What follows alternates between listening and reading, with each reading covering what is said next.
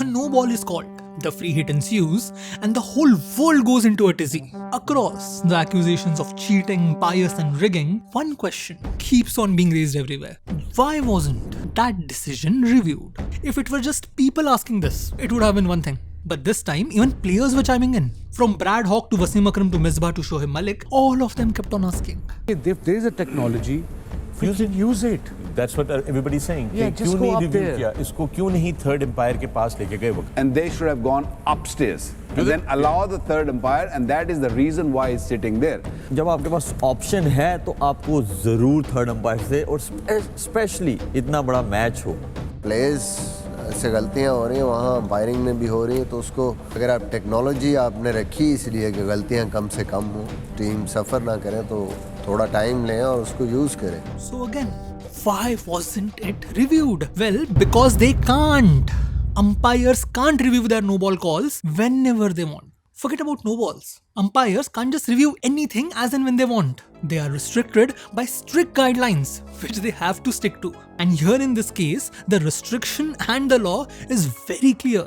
Umpires Review Law 2.6.1. A no ball can be reviewed by the umpire if and only if there has been a dismissal. That means if Kohli had been caught here, umpires could have reviewed it. They could have even reviewed it to check whether his leg had touched the boundary if he had taken the catch. But anything beyond that, the umpires cannot. Let me repeat this. The umpire cannot review the call.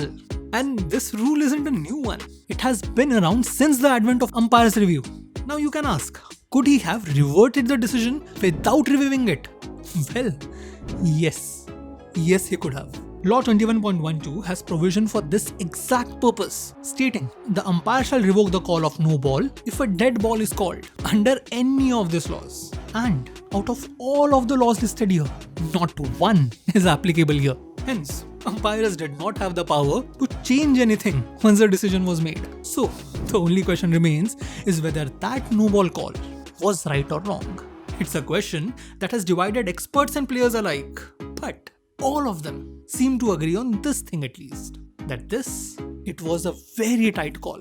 Even from the comforts of my laptop, it was a tight call. So, answer me this. Something that I cannot even figure out through repeated viewing on slow motion. Umpires have to make a split-second decision on just glancing at it once. How does that make sense? The saddest part about this is that this has not happened the first time. Nor is this the largest stage on which this has happened. In the finals of the 2019 World Cup, with England requiring 9 of 3, Ben Stokes hit the ball to deep mid-wicket. And while completing the second run, the ball hit Stokes' bat and went for a 4. England now required just 3 of 2 balls with Ben Stokes at crease. Now for those of you who don't remember what happened next, Bolt's brilliant spell had Stokes score just 1 run in 2 balls. The match tied, super over, and England won. But here's the thing.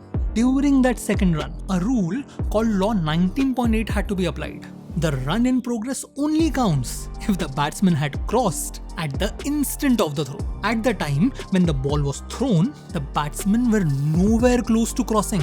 That meant not only just 5 runs should have been counted, but more importantly, Ben Stokes should have been stuck at the non-striker's end. And a bowler who had choked up a well-set Stokes. Imagine what he could do to the number 8 tail-ender, Adil Rashid. Now here comes the true tragedy. It's not that the umpires didn't know about the rule, but at the time, with everything going on, neither of them had paid attention towards the batsman. Hence, they didn't know for sure whether or not they had crossed. So, after a long discussion, they decided to assume that they had crossed. And why didn't they ask the third umpire, you ask? Well, because there was no dismissal.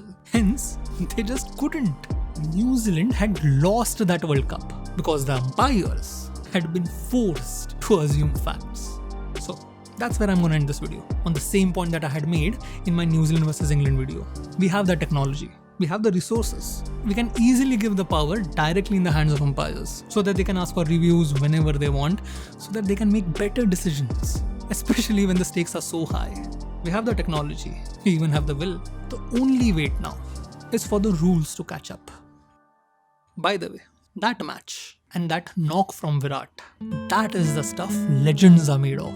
Stats, figures, ranks, everything gets forgotten in time. But what is never forgotten are moments. Moments like this.